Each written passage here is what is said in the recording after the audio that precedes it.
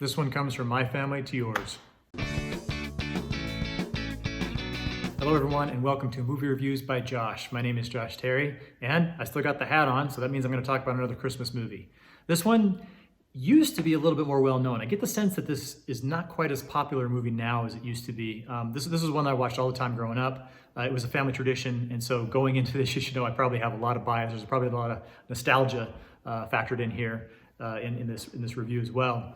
But 1970s Scrooge was just kind of a family staple for us. We watched it every Christmas Eve. I also used to see it, it would be on TV, even in local movie theaters would kind of have it on a run growing up. But I don't get the sense that it's quite as well known now. And so, hey, if you haven't been exposed to it, I am here to introduce you, to make the acquaintance. So yeah, 1970, Scrooge, as you can tell from the title. Now, this is not Scrooged, the Bill Murray film, which is also another Christmas favorite. Scrooge is a musical, which admittedly is a little bit strange for me because I'm not typically into musicals. But this one it's a musical version of A Christmas Carol, from Charles Dickens. And honestly, even family tradition aside, I don't know that there is another version of A Christmas Carol that I like as much as this one. And I'm saying that as objectively as possible. I remember seeing I think it was George C. Scott, the version growing up as well, and didn't like that one as much. Of course, Scrooged is a lot of fun, but it's more of a comedy. I know there was a Disney version that was kind of fun, but really this one, I think, just nails the Christmas spirit and kind of the message and kind of the concept behind the holiday more than anything else I've come across. And so again, for the sake of description, it's about an old miser named Ebenezer Scrooge, played by Albert Finney. And he's a terrible person, and so out of kindness or just some divine sympathy or pity, he gets a visit from 3 different ghosts over the course of the evening to try to help him mend his ways before he is he's crossed a line to inevitable destruction. So very classic story, and this is pretty faithful to it.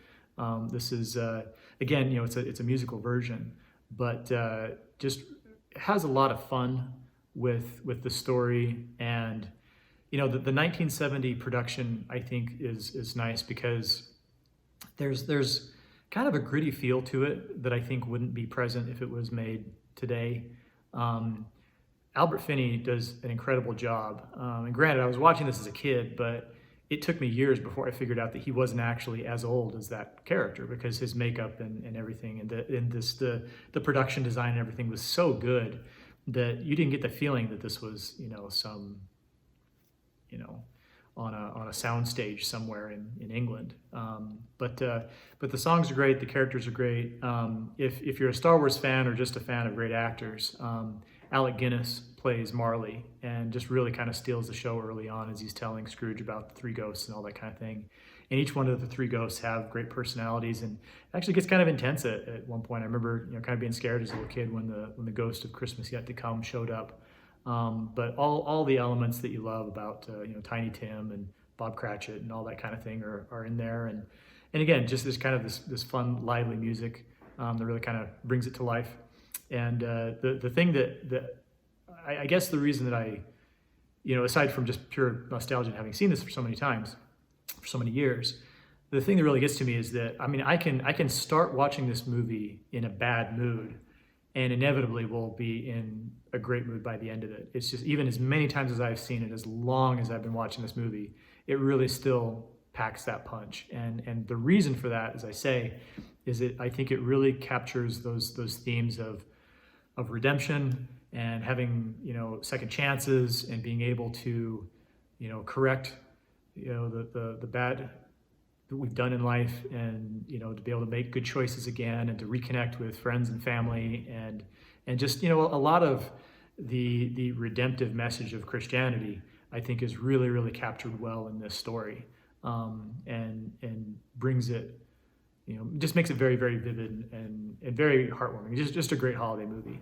And so where some of the other favorite Christmas movies might be more on the comic side and that kind of thing, Scrooge really kind of gets at your heart, and it's like I said, it might not be for everybody, and if you don't have the advantage of having watched it for decades, maybe watching it the first time as an adult, you might not like it as much. So to each his own. But for me, Scrooge 4 stars out of 4 stars, and just adore this one.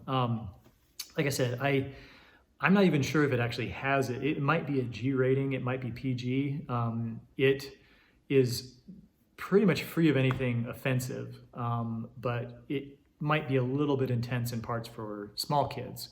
I mean, I don't think this is giving anything away at this point, but when after Scrooge visits the ghost of, well, the ghost of Christmas Yet to Come is kind of scary and foreboding, and there's some stuff in connection to that might be a little intense for little kids, but that's really about all I would say. I think it's pretty safe. So what's your favorite version of A Christmas Story? TV, movie, whatever version. Leave your answers in the comments below. So thanks everybody for watching. This has been Movie Reviews by Josh. My name is Josh Terry, and I'd be so grateful this Christmas season if you would subscribe to my channel and leave your notifications on so you can see the new clips as soon as they're posted. And have yourself a great holiday season. Take care.